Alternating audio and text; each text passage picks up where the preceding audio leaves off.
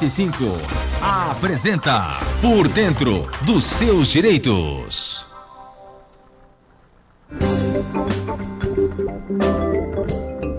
Por Dentro dos Seus Direitos, com o Dr. Márcio Leonardo, subcoordenador do PROCON do nosso estado. Seja bem-vindo aqui ao nosso Panorama 95. Dr. Márcio, bom dia. Bom dia, Marcos. Bom dia a todos os ouvintes do Panorama 95. Tem pergunta aqui no nosso WhatsApp, 99205-3030. Dr. Márcio, minhas contas de energia elétrica estão vindo com consumos que discordo. Como é que eu devo proceder? Marcos, isso aí é uma reclamação constante e a gente percebe quando um consumidor procura o PROCON, quando alguém se dá o trabalho de procurar, de pegar a fila, aquelas coisas, é que realmente tem fundamento. Porque você se depara com pessoas, Marcos, pessoas que têm um estilo de vida, às vezes um estilo de vida muito humilde, às vezes uma pessoa que trabalha o dia inteiro, só vai para casa para dormir, gente que não tem um ar-condicionado em casa, que tem só um ventilador, passa ali o dia a geladeira ligada e pagando ali mensalmente contas de R$300, R$400. Essas pessoas procuram o escritório da COSERN aqui em Caicó, recebem negativas, não tem nada de errado, não recebe um mínimo apoio, nem sequer para apresentar sua reclamação, acabam procurando o PROCON aqui na cidade de Caicó. O trabalho do PROCON é abrir a reclamação, contestar as faturas, todas aquelas que esse consumidor apresentar, com as quais ele não concorda, o valor que está sendo lançado, solicitar da COSERN ali uma aferição do relógio medidor, se for o caso, solicitar daquele consumidor uma análise, uma vistoria no ramal da energia elétrica da sua casa, ver se tem alguma coisa falhando, alguma coisa errada, porque se há algum gato da energia elétrica que está aqui, onde essa conta está caindo nas costas desse consumidor, que já aconteceu também em algumas dessas investigações que nós solicitamos aqui. Mas enfim, o ponto, Marcos, é que se você discorda, se você acha que está errado, se você paga ali, se você durante um certo período pagou um valor X e do nada esse valor aumentou, aí você não vai levar em consideração apenas o valor numérico, né, aquela quantidade em reais que você paga, porque isso aumenta, isso aí tem uma flutuação muito grande, mas sim os quilowatts estão sendo consumidos. Se você acha que tem alguma coisa errada, aí isso vale para a sua conta de energia, vale para a sua conta de água, vale para a sua conta de luz, vale para a conta do telefone, para qualquer coisa, qualquer ramo do consumo onde você esteja envolvido. Se você acha que tem alguma coisa errada, que está pagando o que não deve, primeiramente tente discutir o assunto com o fornecedor daquele serviço, certo? Tente discutir esse assunto sem precisar perder um dia de fila, por exemplo, no escritório da COSERN aqui na cidade de Caicó, ou COSERN, ou Carrente, seja quem for a empresa. Entre pelo aplicativo, fale pela agência virtual daquela empresa pelo celular, faça a ligação, ou então fale por escrito ali, gerando um protocolo de atendimento.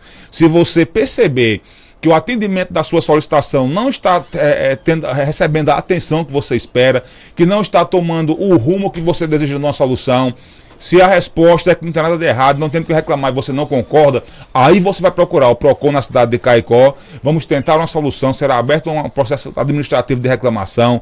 Se essa reclamação não for atendida, se não for dada uma resposta satisfatória, que realmente, às vezes, Marcos, pode ser identificado um problema em algum produto. Você pode ter um freezer, uma geladeira em casa, que está ali dando um estouro no consumo de energia, ou seja, isso aí vai ser culpa sua, ainda que você não tivesse essa informação previamente.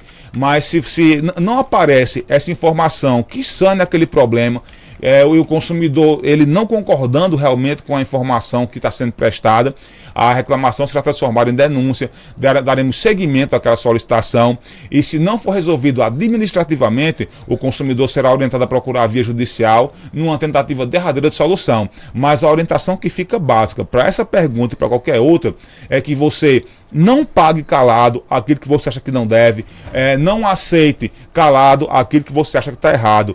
Há meios de discutir aquele problema, vários meios nos quais você não precisa nem sair de sua casa. Eu orientei aqui o contato direto com a COSERN, que foi o cerne da pergunta, mas existe o Reclame Aqui, existe o consumidor.gov, existe a ANEEL, por exemplo, por derradeiro o PROCON e, se for preciso ainda, a via judicial. Reclame, lute pelo seu direito sempre. Outra pergunta, contratei um pintor para fazer um serviço aqui na minha casa, o serviço foi concluído, porém não gostei da qualidade da pintura, e aí, o que eu faço? uma situação que é muito complicada, é muito mais complicado, Marcos, do que você lidar com uma loja, porque aí vai envolver, por exemplo, a gente precisa saber se quem forneceu o equipamento para o trabalho foi o contratante, ou se esse profissional da pintura já trouxe o material dele. A gente tem que saber se a compra da tinta foi uma indicação do pintor, ou se foi uma escolha desse contratante. A gente teria que saber, por exemplo, qual seria a textura da parede, quem fez a parede, Marcos, qual areia foi usada, areia grossa, areia fina.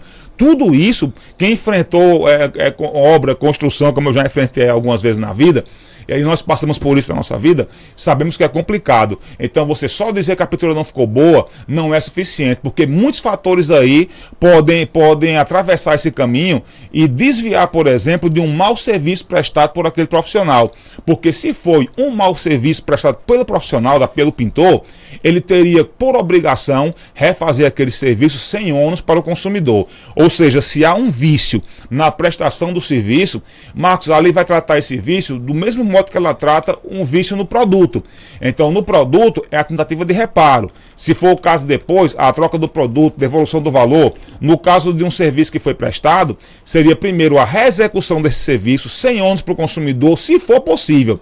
Se não for possível, aí vai cair naquela questão de devolução de dinheiro ou até reparação por danos materiais, se houver. Mas a questão aí é que tem que restar comprovado que a culpa seria do pintor e não, por exemplo, de uma parede, não, por exemplo, de um pincel. Às vezes, se você, contratante, vai comprar os produtos, o material do trabalho daquele profissional, Marcos, nós tentamos sempre economizar e comprar o mais barato. Isso pode prejudicar o resultado final. A tinta pode prejudicar, mas se o problema foi causado pelo profissional, primeira coisa, reexecução do serviço, sem ônus para o contratante.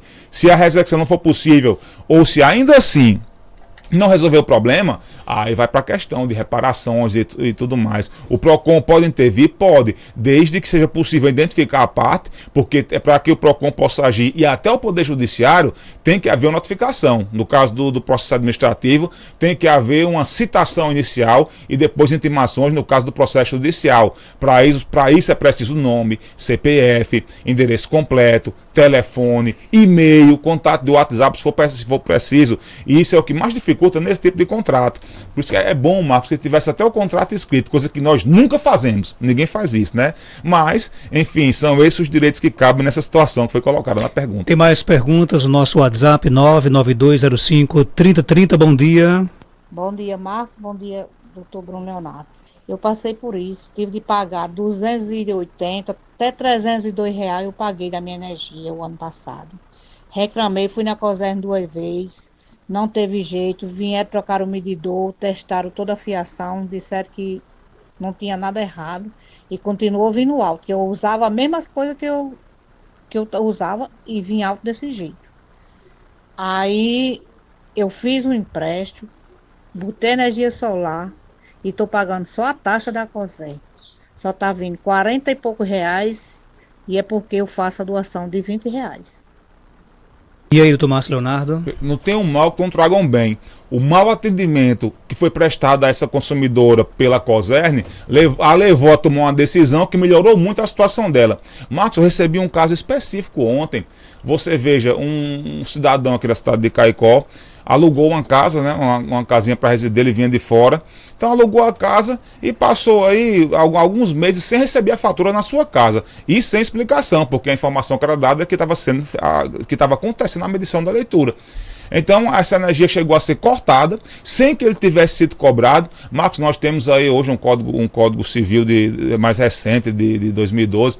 Mas você viu o nosso código civil antigo, de 1900 e lá vai pé, né, com mais de 100 anos, muito mais de 100 anos de vida aí, que já dizia que você não deve enquanto não é cobrado. Então, cobrança de energia se cobra se existe pela fatura. Então, você não está recebendo fatura, sua energia é cortada. Você procura a COSERN diz porque você não emitiu aí pelo aplicativo. Não, você tem que receber a fatura na sua casa, isso é uma obrigação da empresa. E o pior, uma pessoa que passa o dia trabalhando, até se encaixa no exemplo que dei, só tem um ventilador em casa, passa o dia trabalhando ali, um ventilador, uma geladeira que nem é antiga, e ele foi obrigado a pagar para que fosse religada a energia, faturas ali de mais de R$ 300, com as quais ele não concorda. Eu nem sei, não vou entrar no ponto de se ele precisou fazer empréstimo, precisou conversar com alguém para ter esse dinheiro, mas é um absurdo sem tamanho. E você só consegue ali a religação, o restabelecimento de um serviço que é público essencial, com o qual, deixo bem claro, o PROCON não concorda com o corte. Infelizmente existe resolução, legislação que permite, mas eu creio que um dia essa legislação arcaica, essa legislação medieval será excluída do nosso sistema jurídico e será proibido o corte de água, o corte da energia elétrica. Eu já disse aqui, minha ideia de legislação era que para a população em geral, uma tarifa mínima de energia e água, Marcos, fosse gratuita. E você só pagasse dali para cima, de um certo consumo para cima, e não o contrário. Hoje você paga até pelo que você não consome, para enriquecer uma empresa ou para enriquecer aí até setores privados e setores públicos também. Então, você hoje, se você sai de sua casa, se você passar 1 mês, 2 meses fora, quando você volta para sua casa, você vai ter 2 faturas de água, vai ter 2 faturas de energia sem consumo. Isso é um erro grosseiro que, infelizmente, a legislação ainda permite, mas que eu creio que no mundo futuro mais civilizado, isso vai mudar. A questão do corte não vai mais acontecer. Você vai ser cobrado judicialmente, como qualquer pessoa normal é cobrada quando tem uma dívida. E não uma família que às vezes tem um recém-nascido, uma família que tem uma pessoa idosa, ficar ali sem água e sem energia, que são serviços públicos essenciais. Deveriam ser gratuitos, pelo menos até uma faixa mínima de consumo. Então, reitero o que eu disse para a consumidora, o fato dela ter pago aquilo que ela não concorda, ela ter pago, não é reconhecimento, Marcos, porque você paga às vezes pelo medo do corte, você paga até pelo medo da vergonha que você passa na frente dos seus vizinhos, se alguém vai cortar a energia da sua água, porque é uma coisa que é similar a você ir comprar numa loja, tentar passar um cartão, o cartão ser recusado, porque esse nome foi negativado por uma dívida que você não tem. Você leva o nome de caloteiro e ser culpado por aquilo. Então isso acontece, infelizmente. Então, no caso dela, repito, não tem um mal que não traga um bem, ela resolveu a situação, hoje paga aí 40 e pouco e 20 é de doação. Então quer dizer que ela está pagando 20 alguma coisa. 20 geralmente a taxa é R$ 28, né? Mais ou a menos. monofásica é por aí. Parece que muda até de bairro para bairro, tem canto aí que é 30, mas enfim, está pagando o mínimo. Não sei quanto tempo faz que ela pagou isso que não reconhecia. Ela pode discutir isso que ela pagou administrativamente junto à empresa, ela pode discutir isso que ela pagou administrativamente no PROCON, pode discutir isso judicialmente, desde que o problema não tenha sido causado por ali. Pela pergunta eu entendo que não foi. Tem mais perguntas? Bom dia. Bom dia, Marcos. Bom dia, Marcos do PROCON. Marcos, eu queria saber, eu tenho uma inquilina que ela não tem contrato, a gente fez contrato de boca. E desde outubro do ano passado que a gente pediu apartamento, por diversos motivos, assim, ela é muito exigente, ela fica procurando problema dentro do apartamento, a gente ajeita, ela procura outro. A convivência não está sendo boa. E desde outubro do ano passado que a gente pediu o apartamento e ela fica dizendo que não vai entregar, que não tem outro lugar para ir, que não acha outro lugar para morar. Eu queria saber quais são os direitos da gente nesse caso. Queiro Tomás Leonardo. Marcos, a solução aí para esse caso, ela é exclusivamente judicial. Se não for possível um acordo, uma solução amigável, é um tipo de caso onde o PROCON não pode intervir. A solução aí seria a ação de despejo, né? Ela tem que entrar com ação de despejo contra o imóvel, que é despejado é o imóvel, não é a inquilina. Se houver essa ação de despejo, se for o caso, podem aí se juntar, se anuir aí cobrança de aluguéis, se for o caso, se houver algum dano no imóvel, enfim, tudo para que repare aí o eventual prejuízo que o proprietário tenha suportado. Mas então vai ter que procurar um advogado da sua confiança para manejar essa ação de despejo. A falta, Marcos, do contrato é extremamente prejudicial, porque vai complicar. Essa pessoa que está causando os problemas que foram narrados na pergunta, ela não vai fornecer os dados para que a proprietária entre com ação judicial contra ela, porque na via judicial é um pouco mais burocrático do que na via administrativa.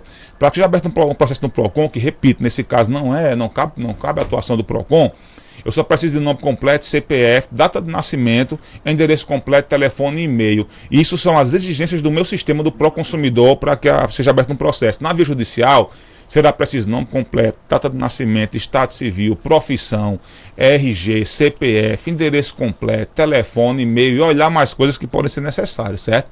Então, a falta do contrato, nós temos que nos acostumar com o contrato, Marcos. Nós temos que nos acostumar, por exemplo, a preencher um recibo de forma correta, a preencher uma promissória de forma correta, para que você tenha todos os dados, para se for preciso, por exemplo, ação de cobrança posterior.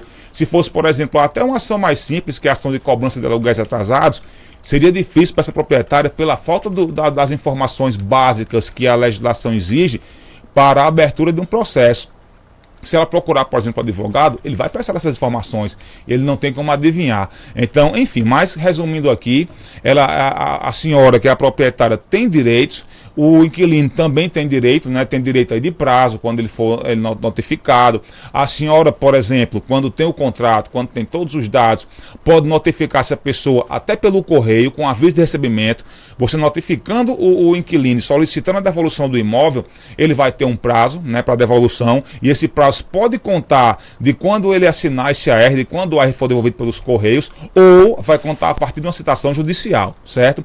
Mas, enfim, você tem seus direitos, mas terá que discuti-los judicialmente. A orientação é procurar o advogado da sua preferência para entrar com o processo e tentar manejar o despejo para reaver o seu imóvel, certo? Existem prazos para isso. Não vai chegar ninguém, por exemplo, jogando os móveis dessa inquilina fora de um dia para outro. Ela vai ter o direito de responder o processo, de se defender, mas é assim que a lei manda que seja, certo? É correto para todas as partes. Vai reaver seu imóvel, vai colocar para locação, não vai colocar para locação, mas procure então o advogado de sua preferência para manejar essa ação. Para fechar, comprei um chip de uma operadora de telefonia celular, coloquei recarga, depois de alguns meses sem fazer recarga, eles venderam meu número. Fiquei sem número, fui lá conversar, eles falaram que não coloquei crédito, eles venderam meu número. Fui embora e comprei outro chip de outra operadora. Correto isso? Marcos, não vou dizer que é correto, eu vou dizer que pode acontecer. Quando você compra um chip, tudo com a telefonia você está pagando. A telefonia, ela não dá nada de graça para ninguém, não importa qual seja a operadora, né? Quando eles ligam para você, não existe uma ligação de uma operadora de telefonia para um consumidor que não seja para cobrar ou para oferecer um serviço que é mais caro do que você está pagando hoje. Se você hoje usa o pré-pago, você vai ficar recebendo ligações não só da sua operadora, como de outras também, oferecendo planos. Se você hoje paga um plano de R$ 59,90, você recebe ligações todo dia oferecendo um plano que custa R$ 79,90. Nunca é para baixar o preço, nunca nada é de graça. Então, se você compra um chip, se você faz o cadastro, a sua intenção é que ele fosse seu. Se você não bota crédito, você não pode usar, mas ele continua sendo seu. Infelizmente, não é esse o entendimento da Anatel, certo? Então, existe a resolução da Anatel, onde se permite a retomada do chip. A Anatel entende que o chip, o acesso móvel, ele pertence à operadora de telefonia, independentemente da possibilidade de migração do consumidor de uma operadora para outra, usando o mesmo número, mas ele pertence à operadora. Inclusive, Marcos, houve uma alteração aí, que não é tão recente, talvez já tenha até uns 2 anos aí ou mais, onde os prazos para a retomada foram cortados pela metade. Então, o que antes eram ali 3 meses, agora demora só 1 mês e meio. Então, os prazos estão sendo reduzidos. Piorou a situação do consumidor. E quem estabeleceu as regras foi a agência reguladora. Então, Marcos, se existe uma lei, uma regulamentação que diz uma coisa, o que eu acho, se eu acho que está errado, meu achar não serve de nada. A legislação tem que ser cumprida. Então a resposta para o ouvinte é que sim, a empresa pode retomar, algumas regras têm que ser cumpridas, porque a telefonia, ela também é um serviço público essencial. Então muitas vezes você vai dormir com um número e acorda sem um número, e você não estava sabendo de nada, você não foi avisado, você tem que ser avisado que vai acontecer um bloqueio e que há um período de quarentena previsto em lei para que você realmente perca aquele número. Dentro daquele período de quarentena você pode colocar crédito ou pode contratar um plano se você quiser manter aquele número, certo? Repito, sempre pagando. Sempre você tem que dar dinheiro à operadora. Vai colocar crédito ou vai contratar um plano para resolver o seu problema. E muitas vezes o consumidor simplesmente acorda sem número. Aí quando você notifica a empresa tem sempre 1000 explicações. Vai dizer, não, nós entramos em contato, Tentamos falar com ele, mas como não tinha crédito, não conseguimos. Vão dar ali uma série de explicações. Mas, ou seja, o consumidor ele sempre tem para onde reclamar. Mas a legislação, ela prevê essa retomada do número no caso de você não colocar os créditos. Doutor Márcio, obrigado por sua participação aqui no nosso programa. Meu amigo, eu que sempre agradeço o espaço. Estamos aí sempre à disposição. Obrigado pelas perguntas que foram enviadas e até a próxima terça-feira. 8h40.